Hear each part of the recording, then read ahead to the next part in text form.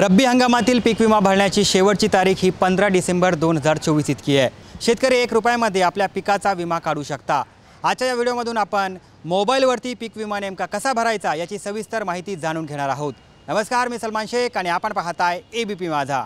सर्वात आधी तुम्हाला तुमच्या मोबाईलमध्ये क्रॉप इन्शुरन्स नावाचं ॲप्लिकेशन घ्यायचं आहे। त्यानंतर तुम्हाला मोबाईल नंबरने लॉग इन करून घ्यायचं आहे। त्यानंतर तुम्हाला फार्मर रजिस्टर यावरती क्लिक करायचं आहे। तुम्हाला इथे तुमची माहिती भरावी लागेल। तुमच्या बँकेच्या पासबुकवरती जे नाव आहे ते इथे भरा। त्यानंतर आधार कार्ड, मोबाईल नंबर टाकून व्हेरीफाय करून घ्या। त्यानंतर तुमच्या फोनवरती एक OTP येईल, तो इथे टाका। त्यानंतर पासवर्ड तयार करून घ्या। त्यानंतर खाली तुम्हाला तुमचं राज्य, जिल्हा, तालुका, गाव आणि पत्ता टाकायचा आहे। आता त्याच्या खाली तुम्हाला बँकेची माहिती टाकायची आहे। त्यात बँकेचे नाव, खाते क्रमांक, IFSC कोड टाकायचा आहे। त्यानंतर सेव्ह अँड नेक्स्ट यावरती क्लिक करा। आता तुम्हाला एक OTP आला असेल, तो टाकून सबमिट करा।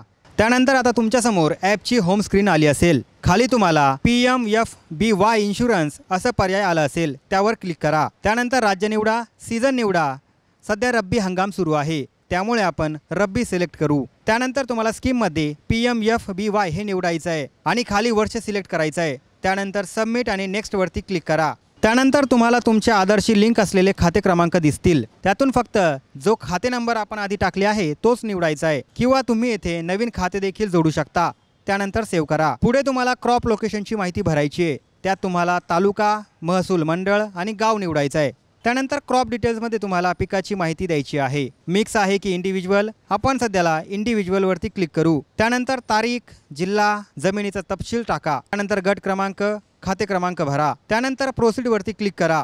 आता तुमच्यासमोर जमिनीचा तपशील आला असेल। त्यानंतर पुन्हा प्रोसीडवर क्लिक करा। आता तुम्हाला पीक विमा भरण्यासाठी 1 रुपया पे करायचा आहे, त्यासाठी प्रोसीडवरती क्लिक करा। त्यानंतर तुम्हाला काही डॉक्युमेंट अपलोड करायचे आहेत। त्यामध्ये पासबुक, 7/12, पीक पेरा किंवा स्वयं घोषणापत्र अपलोड करायचं आहे। लक्षात ठेवा, हे सगळे डॉक्युमेंट PDF स्वरूपात असायला हवेत।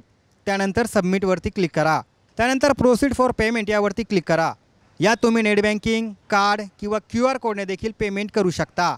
आता पेमेंट करून झाल्यावरती तुम्हाला एक स्लिप आली असेल, याचा अर्थ तुमचा पीक विमा यशस्वीरित्या भरला गेला आहे। तुम्हाला ही माहिती कशी वाटली आम्हाला नक्की कळवा आणि जास्तीत जास्त शेतकरी बांधवांपर्यंत हा व्हिडिओ शेअर करा आणि पाहत रहा एबीपी माझा। एबीपी माझा, उघडा डोळे बघा नीट।